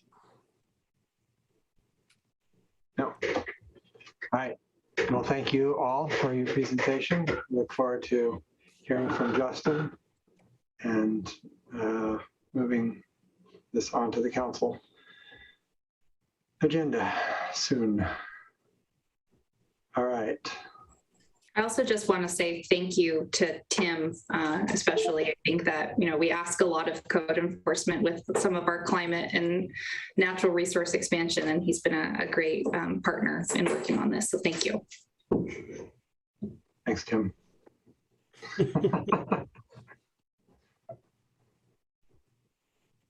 All right. Next item, Portland and Western Railroad. This is an update. Will be presented by Council President Kathy Heisey. Yeah, and I don't think we need a full half hour for this, but As you all know, and as anyone else who's watching who has lived in the Island Station neighborhood knows, there's been an ongoing concern for many years about trains idling very close to people's houses. And this has been, I believe Councillor Beatty said earlier, it was at least since 2000, the early aughts, that this has come up. And more recently, it has been an issue that came up with Willamette View community up on the hill, which is technically not within city limits, but certainly they are good neighbors, and they have raised issues as well. So there's been quite a bit of concern around air quality, and this has come to a head in more recent years, and we've had some real progress on it in that in about 2017, when this came up again, we finally got somewhat of a positive response from PNWR, which is the subsidiary of Genesee and Wyoming that owns the rail line and runs the locomotives, and found a vice president who was somewhat receptive to talking to us. And if you don't spend a lot of time working on air quality issues, it's good to know that railroads, and it's also true of land use issues, railroads just kind of get treated federally very differently than almost any other entity. They have a whole host of rights that are granted to them from the 1850s, when the railroads were the tool for Western expansion. And those are still laws and expectations that are written and enforced. So when it comes to trying to figure out how to address air quality issues, you really need a good partner. And because they're not actually required by law to do a whole lot, particularly not a smaller railroad like this one. So when we started this conversation and started to get a response from PNWR, there were back and forth conversations between the city and between Genesee and Wyoming, and between Willamette View and DEQ, and working together to try and figure out how to address this. And it also came into Representative Karen Powers' bailiwick, because she once lived in this neighborhood, so was personally acquainted. And she also worked on getting some motion here. And it was really when her office became involved in 2018 that we saw some kind of clearing of the way. And after multiple conversations between the railroad and DEQ's diesel management folks, and the city, and we had come to an agreement that we would apply for a grant from the EPA to install these devices that are called automated engine shutoff systems. AESS is how they're usually called. Eventually, it turned out that it was a lot of work to apply for that EPA grant, and despite the fact that we were all willing partners, Genesee and Wyoming said, you know what, we think we're actually just going to go ahead and install these out of our own pocket. The AES as equipment, the way it works is if you are idling your train and it needs like a 15 to 30 minute window to operate. If you're sitting there for longer than that, you can just turn this thing on and it takes care of running the onboard systems for you. And it then subsequently uses a lot less diesel gas, and it also then cuts down tremendously on emissions. So they're really great, and they pay for themselves in about 3 years of operation. So it's a great benefit to the railroad as well. And it's kind of a win-win for everyone. So it was great that they agreed to this. And as far as we knew, those units were installed on 6 of the 8 locomotives. They had the money to do that. They came to that agreement in 2019. Then the pandemic happened, and so the install didn't actually happen until early in 2021 because they had a number of issues with getting the parts and getting them installed, and the same supply chain issues that everyone was confronted with during the pandemic. So now We have those units installed on 6 of the 8 engines, but in the past few months, there have been repeated lengthy episodes of idling in the neighborhood, and it's been pretty frustrating, sometimes running for 8 or 12 hours at high idle. And I actually reached out to PNWR and to the vice president at Genesee in Wyoming that we had previously had contact with, I feel like it was last winter, and raised this as a concern and said, hey, these units have been installed, so what gives? And he said that there was an issue with running the units in cold weather, which wasn't actually the whole story, it turns out. He's no longer with the company. We have a new contact there. And we have had a very positive response from this new contact, who simply said that he was not aware. The previous contact has left the company, and this seems like it was something that fell through the cracks. And that contact, I believe our city manager sent that email about 2.5 weeks ago or so. And he responded immediately and said he would address the situation and make sure that the operators of the locomotives were informed that this is something that they really need to do. And since then, I can at least anecdotally report that we have not had another episode of lengthy idling. Now, we do sometimes have idling because we've got longer trains coming through, and there's this bottleneck where this is a short line that is owned by a company that is not Union Pacific. And all of the rail lines that are coming into the Brooklyn Yard, which is where a whole bunch of train traffic comes through for our region, are owned by Union Pacific. So Union Pacific trains have priority, and they get to direct traffic. And when they don't have room on the line, then the trains coming in on the little line that comes through this neighborhood have to sit. And they have to sit in a certain location because there is a train bridge across the Willamette that is behind them. So you have a bridge that you can't leave tons and tons of weight sitting on. So the train has to pull up a certain length to make sure that they're not on the bridge.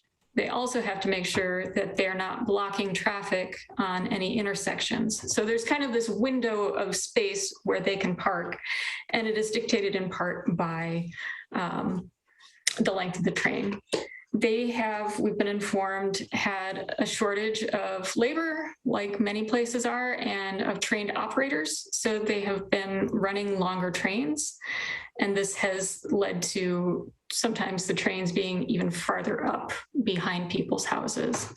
But as I said, since we've had this new conversation going, it seems like they're taking it seriously and acknowledging that this is something that they can address and utilizing the AESS units as they were intended. So I think we're in a pretty good space with this now, and I'm hopeful that they will continue to be good partners in this, because it has been really nice to have that contact and to have someone who we know we can reach out to when there's a problem and have a response back from in pretty short order. I know that one of the neighbors has set up cameras to monitor and see if there's idling that's happening that goes on for extended periods. We also know that if it goes below freezing, they have good reason to not use the units. But by and large, we don't have a lot of that weather here. So they should be in use the vast majority of the time. That was what I had to say. And I know we have some attendees. I don't know if any of them are people who wanted to speak to this or not. Randy Decker is interested. So Mayor, it's up to the council if you all would like to do public comment. Yeah, I meant to ask that on the last item, and I forgot. It kind of wandered off where I thought we were, and I forgot to ask that too. So if there's anybody that wants to comment on the tree moratorium, also when we finish with this, please let us know. But Randy, if you want to comment. Yep. So Scott, let him in. Oh, he's in. I think Councilor Beatty was also waving her hand, so she might have something to add. Okay. Can you all hear me? This is Randy Decker. Hi, Randy. Hi. And thank you very much for giving us the opportunity and taking up this. I want to thank everybody for immediately responding to our concerns. My daughter, Adria Decker, lives next door to us, and we live right on the corner opposite the park. I just finished my house about 2 years ago, and she finished hers about 2 years prior to that. The big problem is that I've been here now for a couple of years, and it really wasn't a problem up until just the last 2 or 3 months. And then it got to be a big problem. And so Adria videoed the instances, and you can see how bad it is. You're sitting in our backyards, and there's 4 big locomotives idling and spewing diesel fumes right into our backyards. And diesel fumes are harmful. I mean, there's no way of looking at it other than to come to the conclusion that they are harmful. And when you have a concentration like that in an area, it can really be harmful. It's connected. It's been linked to cancer and lung problems and everything else. So naturally, we were concerned. I did some research. Adria contacted you all.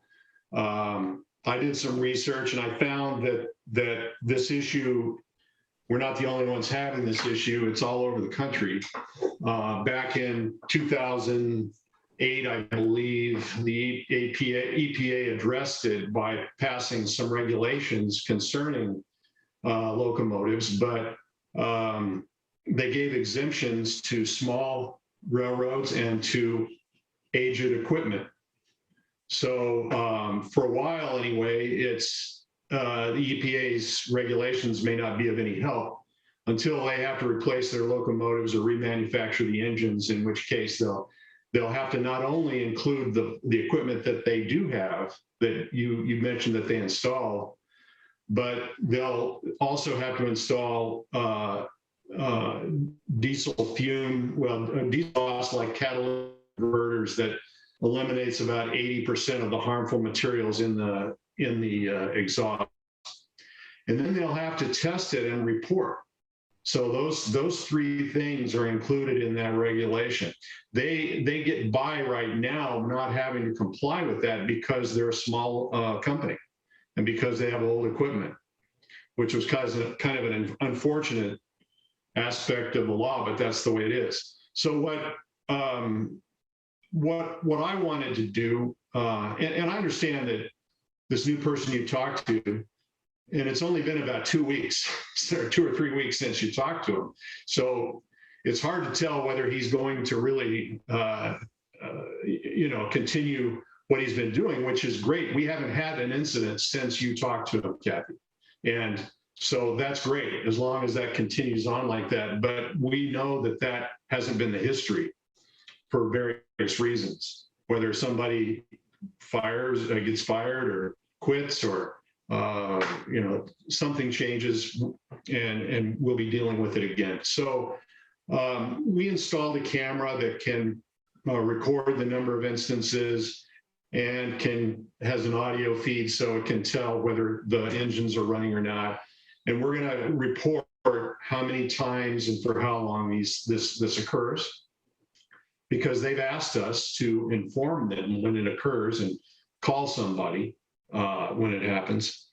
And I would, just as a private citizen, I would be happy to contact the railroad and just ask them to give us their position on whether or not that EPA regulation applies to them, and whether or not they're in compliance with it, or if they're not, what is their plan? And then there's also a voluntary compliance program that the EPA has established, where railroads like that can comply. And I guess there's some benefit to that. There must be, or else nobody would do it probably. So anyway, that's where we're at right now. I'd like to assume that they're going to be great, and out of the goodness of their heart, they're going to stop doing this, but it's a very obnoxious and harmful activity. And I'm not so sure they understand how harmful it is. It shouldn't be happening. There's a number of excuses that they've put forward, but none of them are valid. So they can stop it if they want to. And there's a lot of different ways. So I guess that's where we're at. And you as a city can only do so much, and I understand that. But, you know, we may have to take a different course. But I don't want to have to sell my house. And if I do, I'd have to disclose this in order to protect my family members. I have 2 grandkids that live next door to me who play out in their backyards. You know, so just so you know where we're coming from, that's kind of it.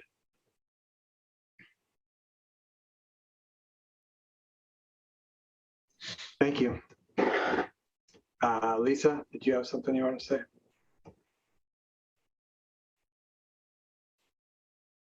Well, yeah, as mentioned before, it's been an on again, off again problem for 15 years or more. It gets better for a while, it gets worse for a while. And when we learned that Willamette View had a round of complaints with them, it appears that at one point when Island Station was complaining, they started parking further back under Willamette View. And so, I mean, they have, and we know, and this is really what I wanted to say earlier, and I wanted to say to the counselors who live in Ardenwald, we know in the past, sometimes they have also parked on the siding on the edge of Ardenwald in the North Main area. That has to be a shorter trending as much now, but to the extent you see or hear that, I think it'd be good to keep track of that, because that is also by Hillside Manor and, you know, areas and other areas where there are kids, families with children. And, you know, we do have, in addition to the Decker family there, we have a playground right there. So it is, I mean, I think we do have to be concerned about the kids and trying to hold them to using this equipment and minimizing the amount of idling they do. You know, I'm hopeful. I'm hopeful that this new guy who did respond quite quickly and quite thoroughly will, you know, they'll be as responsive. And they did give us a number of somebody who I think is local here in Oregon to call. You're actually hiring a new staff person. That's part of why we don't have a new liaison. So once we have that done, we'll pass it along to the neighbors. But for right now, they're in a hiring process like a lot of people.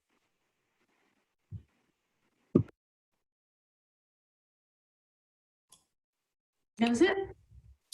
Adria has her hand raised. I guess I would just, as someone who lives in Ardenwald and definitely has seen the idling trains, you're right. They must be shorter trains, but the long trains and the problems and the concerns that we have are with the long oil trains. And I mean, we have a lot less we can do to influence that. So it's pretty frustrating. So I certainly feel for everybody in the neighborhood who, you know, feels frustrated with our inability to do much about these things, but.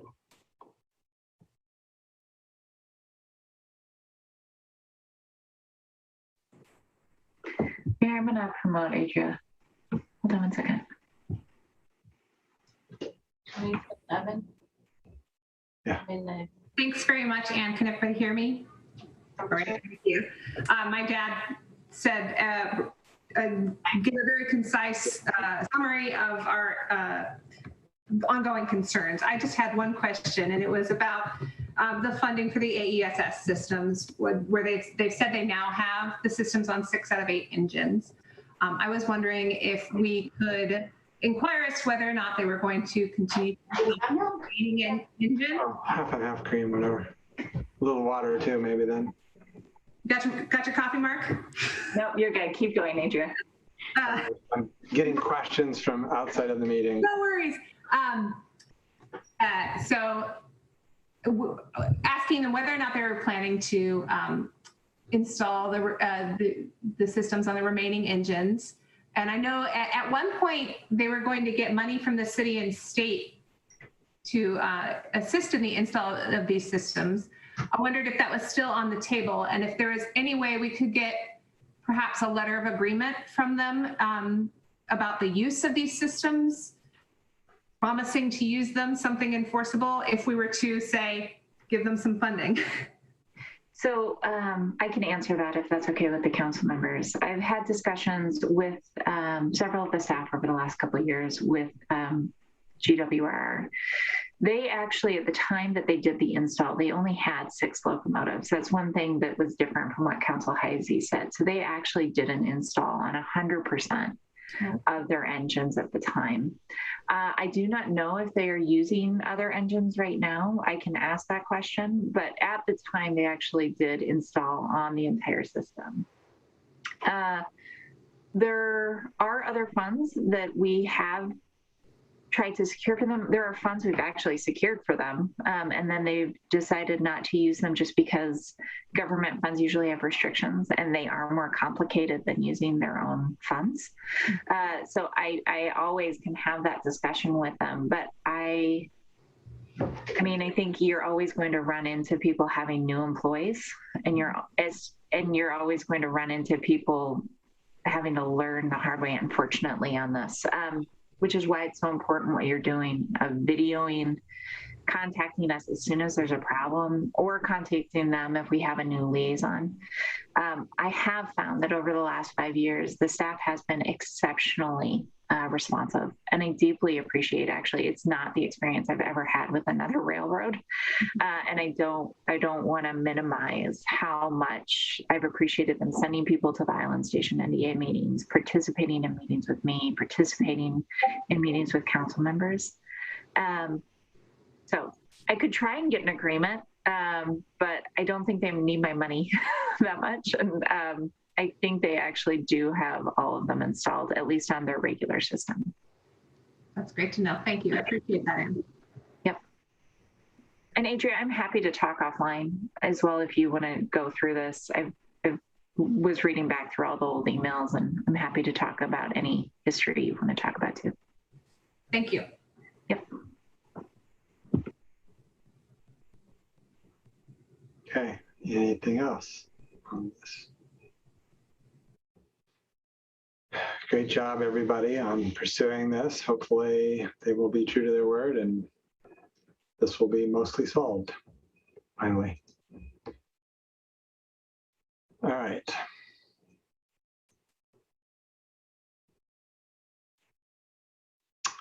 Our next item is an adoption of the council goals resolution.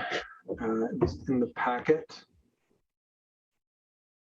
I was slow to respond to one of Scott's emails, so there is a small change I would like to add to the resolution before we pass it. I sent that out all to you in the break between the meetings. And I can read it if I can find it. Mr. Mayor, I'm prepared to share my screen with the resolution, and I have the text, if you'd like me to present it that way. With my additional. I have it copied. I'm ready to paste it where you think you'd like to go. Would that be helpful? Sure, that'd be great. Okay, here, I'm going to share. And I have a new computer tonight, but for some reason, the last couple items I've been kicked off. It's weird. So much fun. So if that happens, I apologize. Okay, so can you see the resolution? Yes. And I have copied your new text. Do you know where you'd like it to be inserted? I was thinking as the third whereas. No, that would make it the fourth. Okay, one above. Yeah.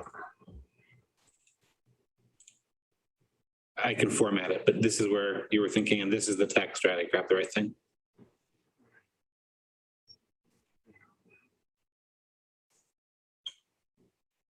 Yep, that's the one. Okay. So,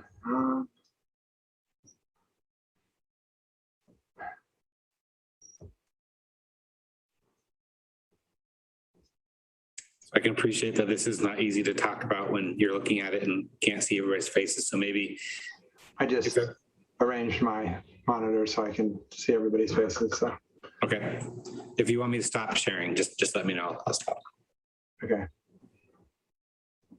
Everybody can let me know when they've had a chance to read it.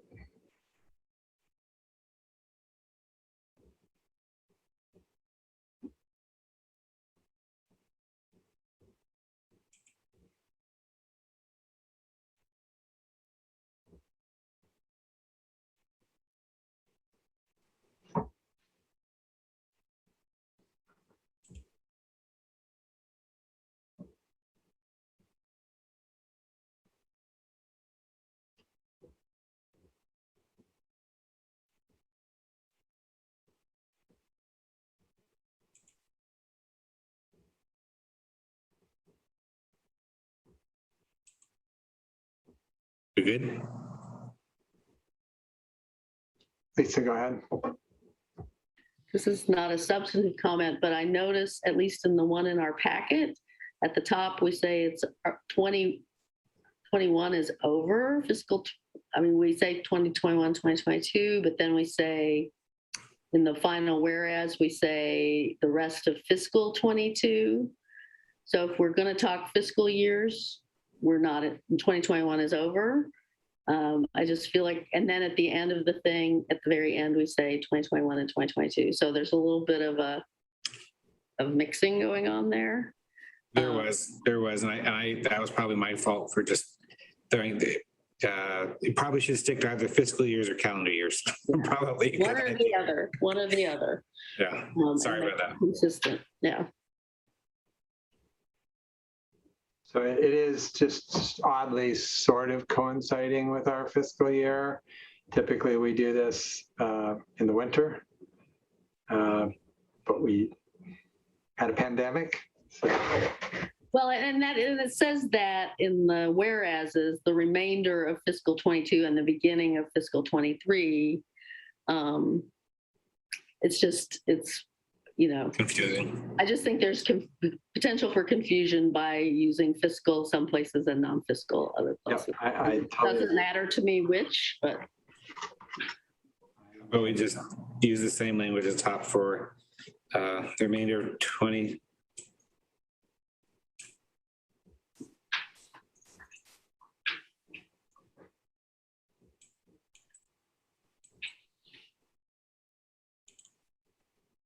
Sorry. That clean it up at all? Yeah, I think that makes it more consistent. Yeah. Okay. Any thoughts or concerns on my addition? Okay. So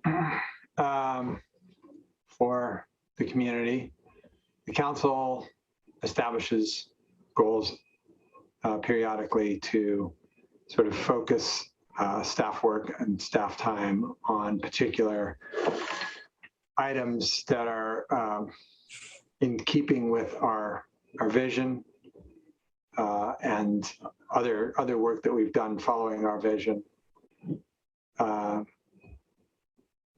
And for the last 5 years or so, affordable housing was a goal, and it was advocated to continue to be a goal by several members of council.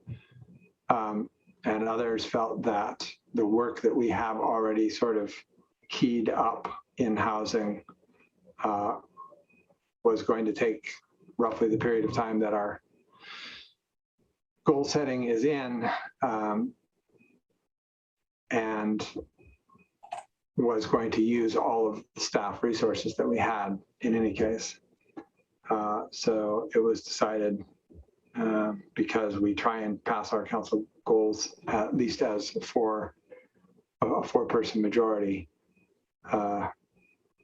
not to include more items than what are already keyed up, which was the point of that paragraph, was to talk about the things that are ongoing, that we are still doing in the realm of affordable housing.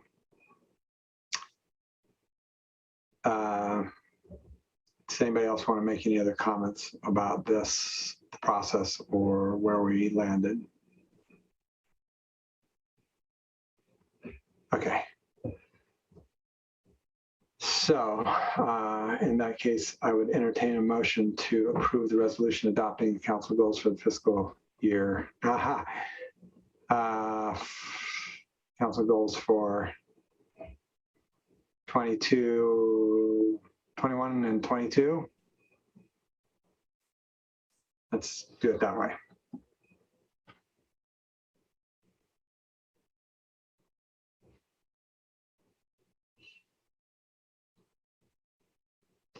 No one's going to make the motion. I move to approve the resolution adopting council goals for 21, 22. Second. Okay, it's been moved and seconded to approve the resolution adopting council goals for years 2021 and 2022. Is there any further discussion? All those in favor? Aye. Aye. Opposed? None heard. It passes unanimously. That was hard. I appreciate you all and your passion.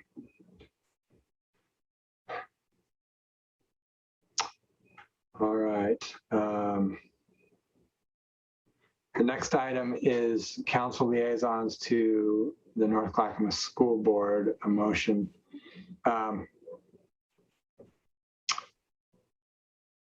Going back several years, I had requested that our council be more connected to the Milwaukie School or the North Clackamas School Board because a lot of our work overlaps. Obviously, our constituencies overlap, and most people are not totally aware of the separations of those two bodies and our responsibilities. And it didn't work out for a number of reasons. I think the new board is very interested in this concept, as is this council. So what we are proposing is to have both bodies initially in a more casual gathering so that we can get to know each other as human beings. And then occasionally those two bodies would meet, but in the interim between those meetings, that two of us be appointed to liaise with that board, probably two members of that board, just around the ongoing work that we're both doing. And I think at the last meeting, 3 of us volunteered to be those members, and Councillor Falconer graciously stepped back. Are you still feeling that way, Angel? Yeah, I see value in Mayor, in you participating in those conversations pretty regularly. And Desi is obviously an educator and also a parent in the district, so that makes a lot of sense to me. Okay. So those would be the 2 folks appointed, assuming this motion passes. Are there any questions or concerns or thoughts? Is over. I was just going to add, I had made a commitment at the last meeting that I would reach out to the superintendent. I did. I heard from her today. She is going to meet with the chair. We'll continue to figure out a way to pull this together, but she was very appreciative of the interest from council and said really nice things. So I just wanted to pass along her kind words and her enthusiasm for finding a way to make this happen.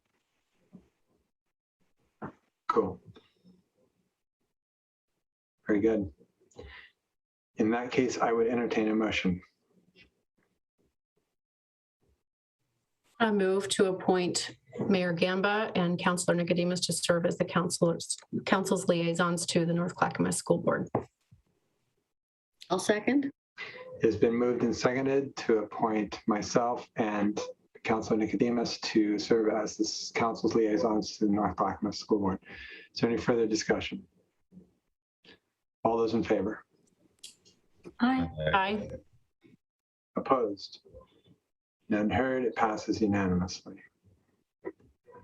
I look forward to a fruitful relationship. No executive session. We had originally talked about an executive session between the two meetings. The work session ran long, so we are holding off that executive session until next week, or next meeting, 2 weeks. So unless anyone has anything else, I would entertain a motion to adjourn. I move to adjourn. I'll second. It's been moved and seconded to adjourn. All those in favor? Aye. Aye. We are adjourned.